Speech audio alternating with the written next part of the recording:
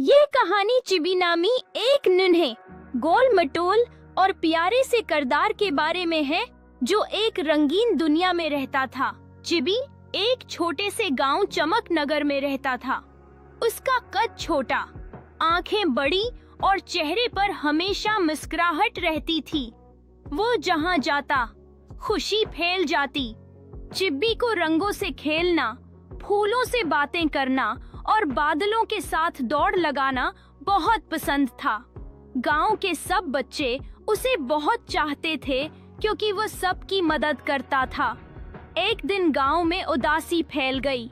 वजह ये थी कि जादुई रंगों का चश्मा जिससे पूरा गांव रोशन रहता था अचानक सूख गया था। सब लोग परेशान हो गए। चिब्बी ने फैसला किया कि वो उस मसले का हल तलाश करेगा। उसने अपना नन्हा सा बैग उठाया और सफर पर निकल पड़ा।